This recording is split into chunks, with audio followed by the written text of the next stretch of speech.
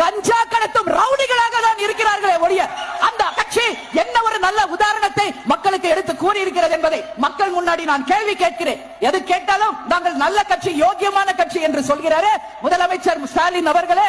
நம்ம கிராம பக்கத்துல ஒரு பழமொழி உண்டு, யோகியன் வரான் சொம்பெடுத்து உள்ள வைங்கன்னு சொல்லுவார்.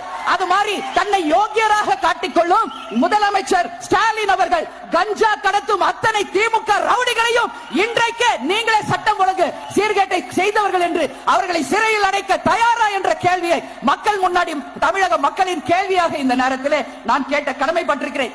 இப்படி பேசின பிரேமலதா தான் தம்பிக்கு எம்பி சீட்டு கிடைச்சோன்னு பேசுறது கேளு. அதே போல ஐயா கலைஞர் அவர்களுக்கும் கேப்டன் அவர்களுக்குமான நட்பு 50 ஆண்டு கால நட்பு. ஆனா இவ்வளவு வருஷம் ஏன் இந்த கூட்டணி அமையலன்னு உண்மையிலேயே எனக்கே தெரியல. கலைஞர் ஐயாவும் இப்ப இல்ல, கேப்டனும் உயிரோடு இல்ல.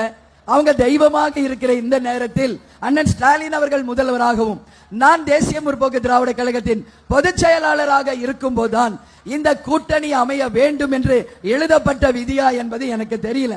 ஆனா ஒண்ணு மட்டும் நான் சொல்றேன், ஐயா கலைஞர் அவர்களும் கேப்டன் புரட்சி கலைஞரும் தெய்வமாக இருந்து இந்த கூட்டணியை ஆசீர்வதித்து இந்த கூட்டணி தமிழகம் முழுவதும் அனைத்து வேட்பாளர்களும் நிச்சயம் வெற்றி பெறுவார்கள் என்பதை இந்த நேரத்தில் நான் பெருமையோடு சொல்ல. நம்ம முன்னோர்கள் நிறைய தத்துவங்கள், நிறைய பழமொழிகள் சொல்லிட்டு போயிருக்காங்க. அதுல பணமும் பத்தும் செய்யும் சொல்லுவாங்க. என்னதுன்னா பணத்தை கொடுத்து எது வேணாலும் வாங்கலாம், அதே மாதிரி பணத்தை வச்சு எது வேணாலும் செய்யலாம் அப்படின்னு சொல்லுவாங்க.